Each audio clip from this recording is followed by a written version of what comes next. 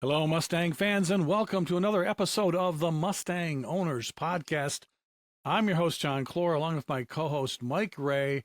And yes, it's mailbag time. Mike, it's the end of the year. We get an inbox full of things, and some of them we can read on the air, and some of them, it's YouTube. What the heck? I love the mailbags. I love hearing from the fans. Well, we got them from all over the map this time. And I think, Mikey, we got to answer some questions. We have to throw some question marks out there and do what we kind of do. We really appreciate every one of you who sends in your email, good or bad, suggestions, comments, that they all help. And, our number one goal, Mike, is to tell the Mustang stories. And sometimes that raises questions. So let's try to answer some, okay? Let's do it. Are you ready? Yep. Okay, this first one, Mike, is from a guy named Mustang Mike Glebe. Do you know him? Okay. Nope. Okay. Not yet. We're John, right I now. wanted you to know the Crawford Auto and Aviation Museum in Cleveland did a 60th anniversary of the Mustang exhibit last winter. He said, as I was reading the various signs that they had throughout the exhibit, I noticed one where they mistakenly called Gail Halderman Gene Halderman. Now, when they mentioned I think I've heard that before somewhere else too.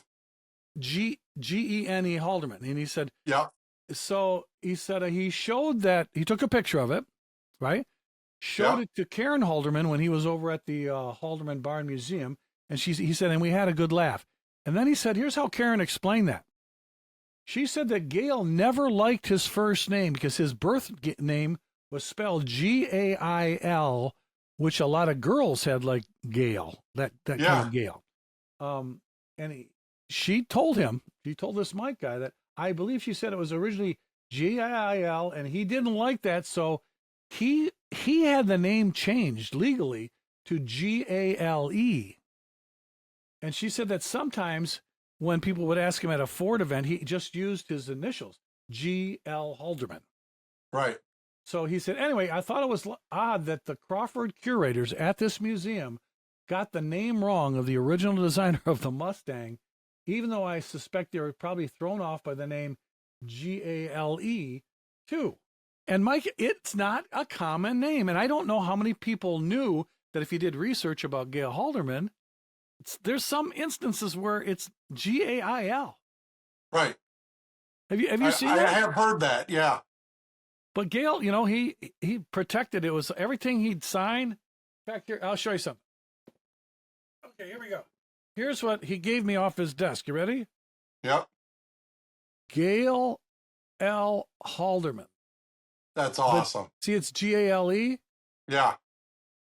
But that's not, apparently was not his birthday. Yeah, this came off. This is really cool that Karen gave me that. That's off of Gail Halderman's desk. So it is thank you, Mike Glebe. I think that's the way you pronounce it. You did it right. You did the right thing. You pointed out that his name was correctly Gale, and that's the way we're gonna have. That's the way we have it in history books, Mike, and we're gonna stick with that. Okay. Let's do it. All right. Check mark box. I mean, it's good to have a little history on the mailbag, right? Yeah. All right. This one comes from MCA member Bob Faber. Okay. Bob says, Dear John and Mike, I have ordered a 2026 GT/FX from Mullinex Ford in Vero Beach, Florida. Yeah. He said, my order number is A300. I don't know what that means. That doesn't sound right, but okay. Anyways, I'm trying to document this car as much as possible. So he's got the new FX, and he's trying to document it because he knows it's a special car. Yeah. He said, do you guys know if there are any dealer brochures, posters, magazine articles available from Ford Motor Company or any other sources? I would appreciate any info you can provide. Thank you for your help. He wants to collect that with this car. Mike, there are no dealer brochures. No, they don't do any dealer brochures anymore. So everything is digital and online. So he can print one off of online, but you can't walk into a dealership anymore and grab a new brochure on a new vehicle anymore. They simply just do not exist. Everything is digital and online. Well, so if they walk into Gorno and they said, can you hand me your brochure and I'll go home? What do you tell them? Yeah. No, we said you have to go online, and you can, if you want a printed copy, you can print it offline, but that you just have to view everything online now. It's all digital. It's a new world we live in. No more paper brochures whatsoever. It's a shame because a lot of people still to this day come in for them. Oh yeah, I mean, for I don't know if any of our listeners out there or viewers, did you guys collect dealer brochures? Yeah, I some people still do have that some. too. Yeah, Yeah. back here, I've saved all the dealer brochures up until they quit. I think pretty sure it was 2 3 years ago, Mike.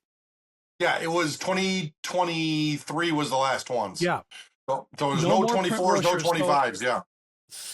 FX, what would you recommend for Bob Faber? Google search and see what magazines have them. I know Mustang Times from the MCA should have something on the FX with Donald Farr.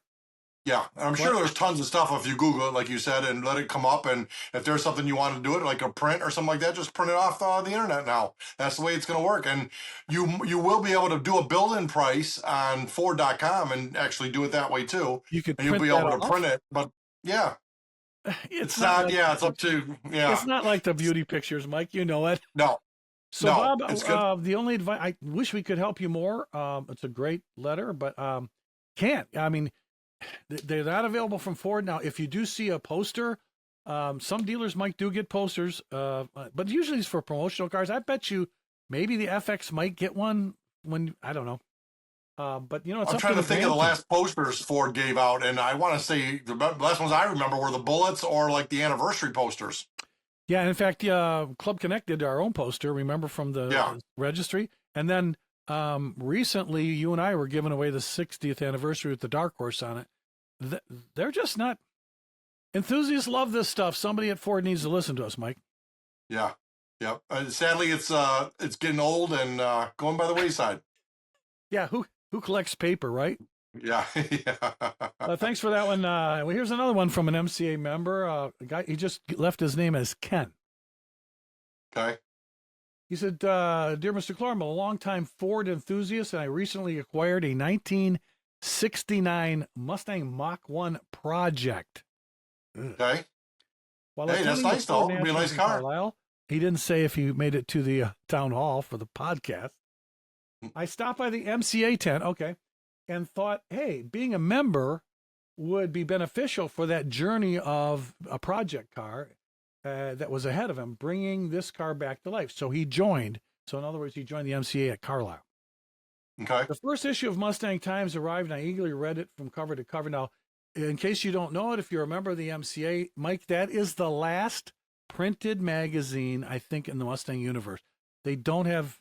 Wait, does isn't there another Mustang glossy magazine it's not Not in the Mustang. stores anymore. I don't think at all. Only How maybe special editions or something like Ramey do that. one? Used to do Who? Ramey used to Daniel do one. Ramey, yes, he still does his, but yeah, it's not like you walk into your Walmart or whatever and pick No, one yeah, up.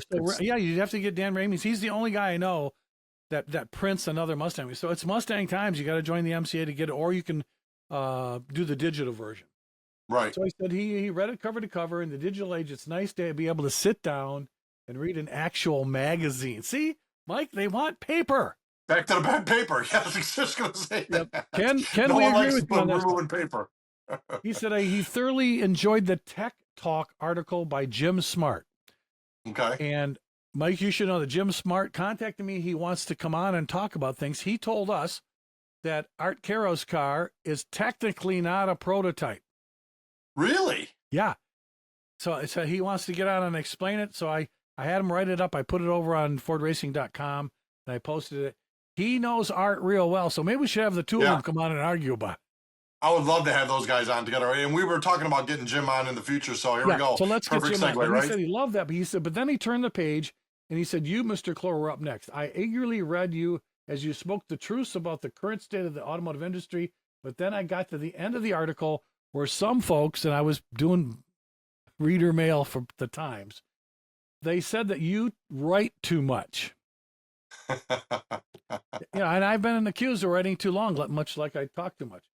He said, that compelled me to send you this letter saying that no, maybe that's what makes this magazine so good. As a society, we've been dumbed down to read headlines in a quick 2-minute blurb, bullet points that we can scroll to the next thing. He said, I say baloney. Keep the articles to whatever length they need to be. Don't let Mustang Times become another 8-page publication. Thank you Nice. for everything you guys do, and I'm looking forward Donald to Farr, are you listening? So I want to give my thanks to Ken. You know, here's my thoughts, Mike. It's true when you're on, you're on YouTube. I've watched podcasts that were over an hour, Oh yeah. some over an hour and a half. Our And number one episode's an hour, right? well, With John Coletti. was Coletti an hour? Yeah. Oh, yeah. Well, I mean, the stories, right? Yeah. Mustang stories. It's the content. Yeah. So it's really not really that. If we have something to say, we'll say it. But I appreciate that because some people they do. I think there's more and more people nowadays with ADD and the new generations. Since we're raised on our phones, we can't go scroll any faster. We lose our attention span.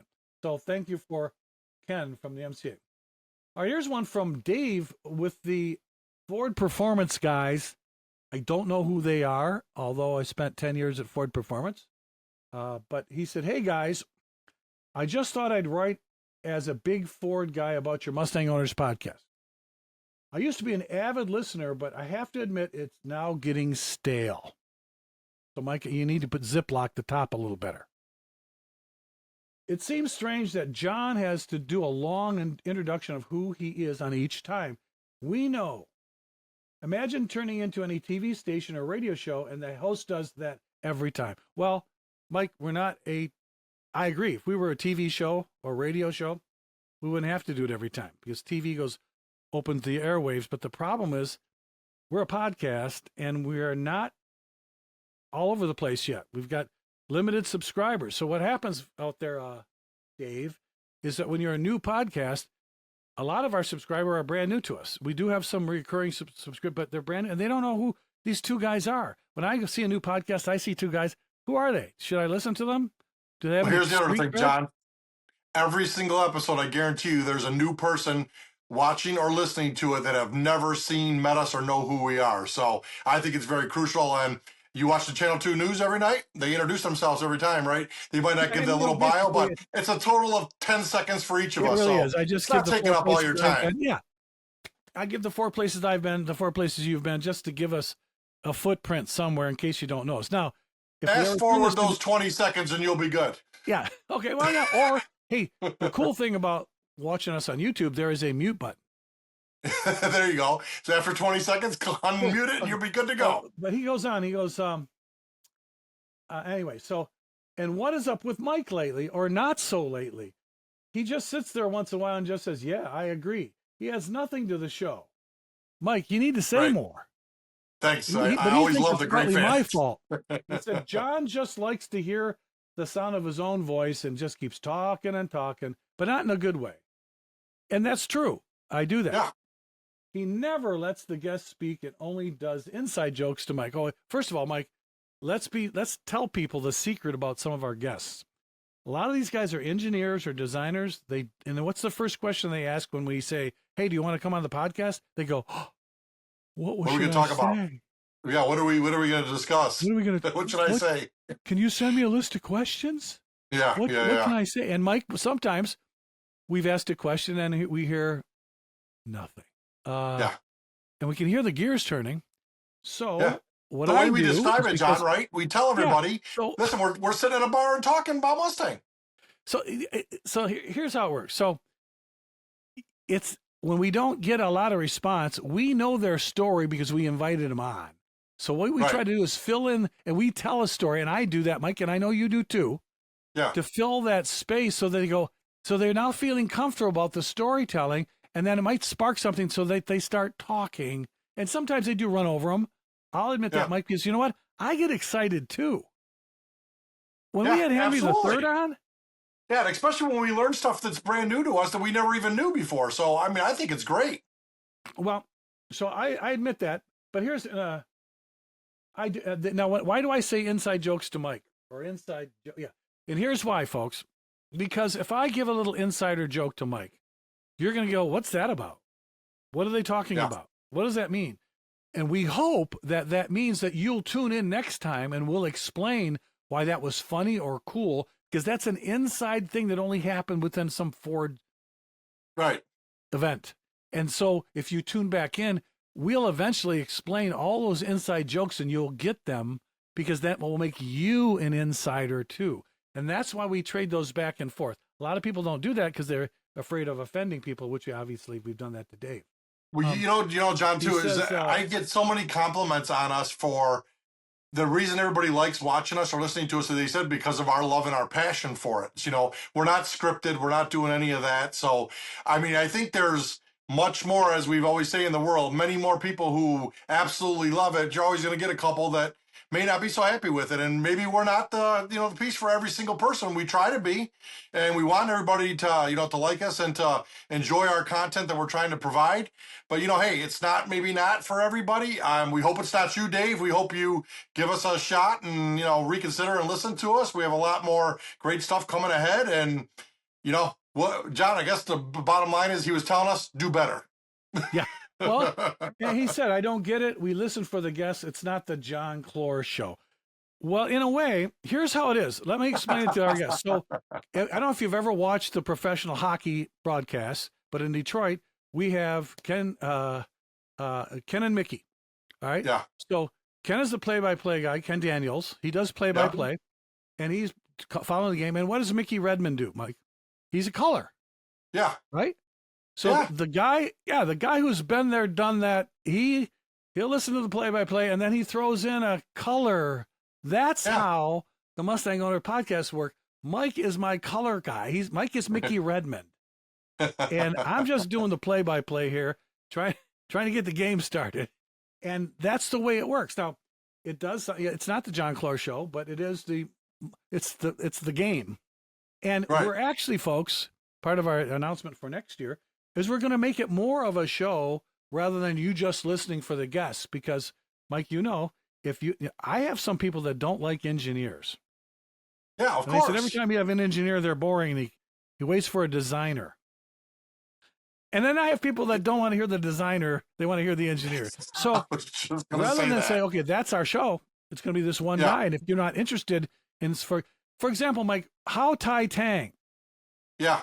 Doesn't get he is a superstar in the world of Mustang. Yeah. Not just as global the chief vice engineer, president. Yeah. But and a former vice president of Ford. His story alone of how he became, left at the fall of Saigon and came to America and wanted to do the Mustang engineering and got to do it. It's phenomenal. But his clicks on his podcast are very low. Yeah. And that's because we need to do a better job of not just saying, well, it doesn't sound interesting. And so we're going to be working on our thumbnails, our promos, because a guy like How Tai Tang, Mike, he's worth listening to. Absolutely. I mean, just another legend that's in Ford history, right? So yeah. So that's why, even though it is not the John Clore show, we're going to make this more of a show. The podcast you'll see next year will be more of a show. So I hate to say it, it's time to move on. I hope they come to their senses and give the audience what they want, not what their egos want. And I got to say, you got to have a little bit of a personality to do this. I've watched several podcasts, search the world over for Mustang stuff.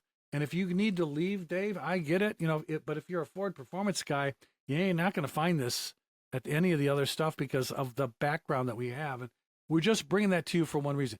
You can pause us out every time you see my lips moving and just wait for that guest and then send a note in, hey, I want to hear more of that guy, and we'll bring him back. How many times, Mike, have we said we're going to bring somebody back? Absolutely. The one thing, too, I got to comment on that when about the ego comment. I don't think if we had the big egos and were arrogant and all that stuff like that, we'd be getting the guests that we actually get each and every week. I mean, there's people with the last name Ford on our podcast, the presidents of corporations. If they thought that or, like that, I don't think they would be jumping on and being very excited to do so. Yeah, our request would go into cyber world and never come back. Correct. Yeah. I mean, that's just my opinion. But I mean, if we come off that way, here's the problem. I don't apologize. Yeah, I apologize if we come off anything different than that. I am. People know me, and if they don't, hope they get to know me. I'm not going to run a popularity contest. I just want to bring you Mustang stories and make it as interesting as we can. And Mike, we've got a big challenge next year when we change our format a little bit, go more of a show. It's going to be so much fun.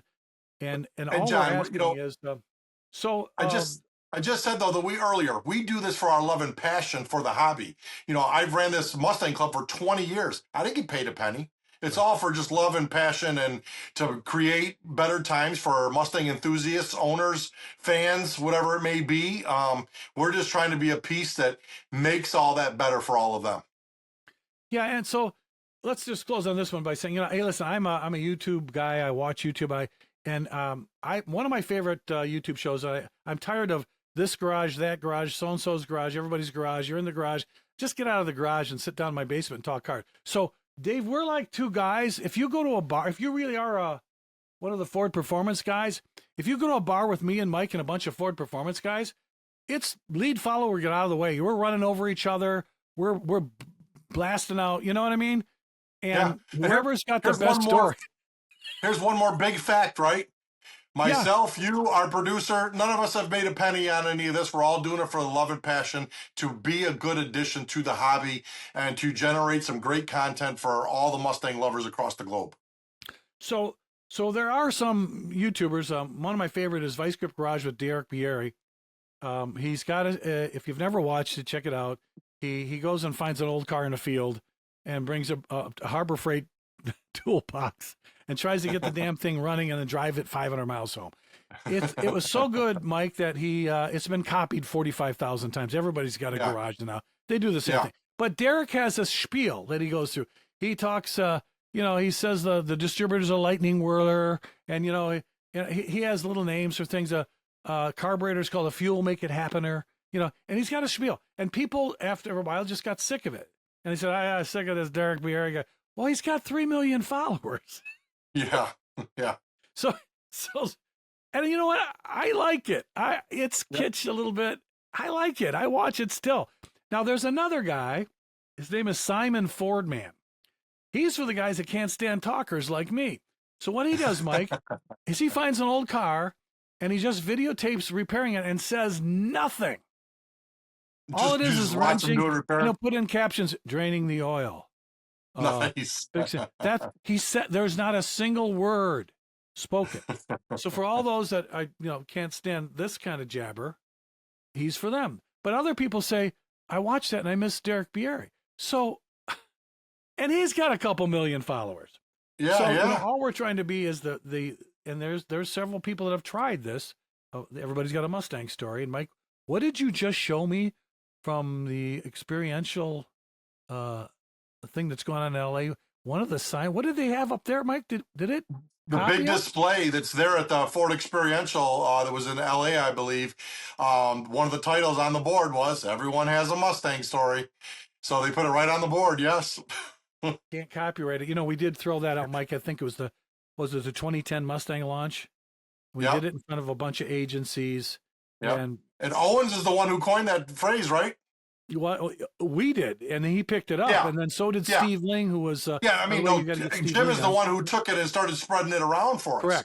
Correct. He started using it after we coined it, but you can't copyright that. Yeah. So the cool thing about us, so if you like the jibber jabber, there's a mute button. You can try to find this elsewhere, but you won't. Because we're proud of what we can, the stories that we're going to find, the people that we know, and some of you guys out there that with these Mustang stories you're sending us, they're so cool. Like the stuff we did in the couple of owners we had out at the Fall Ford Fest. These people are just, they make the hobby go round. Yeah. We got so much more coming. I mean, like I said, our guest list is endless, literally. So, sorry, Dave, that you have to move on, but we think you'll come back because when we become more of a show, there may be something for you. If not, happy scrolling. That's all I got to say. We try to make it the best we can, Mike. Yep. Okay, the last letter we got this time, it says, "Hey, John and Mike, my name is TJT." Okay. I guess he didn't give us his last name. No, he's from Olympia, Washington. He said, now listen, guys, with the rumors heating up about a performance sedan again, is he talking about when Farley mentioned a four-door Mustang with the dealers? I have no idea, but is this leading into a future product question? Yeah. He said, I heard, and that got out on the internet. Oh, Ford's going to make a four-door Mustang. Farley said so. He told the dealers. And somebody sent a picture of it. Did you see that? Did you see the rendering? No, I did not. Yeah. not a picture. I'm sure it's not. It's not. Anyway, he said, for me, it would make more sense to reintroduce any four-door sporty car at Ford as the Falcon. And here's his logic. Falcon had a long history that continued over in Australia as a four-door type Mustang. Right. So in Australia, the Falcon, and didn't they do Falcon Utes? Yeah, they did like a Ranchero Falcon. Yeah. Yes, that they did. Yes. Now he says to my generation, I don't know how old TJ is, and lower, we recognize that the Australian Falcon more than the older generations that remembers the compact car Falcon. It's probably true, Mike, because those Aussie Falcons were into the 80s and 90s. You know, like the Radwood guys. Yeah. You know? Oh, yeah.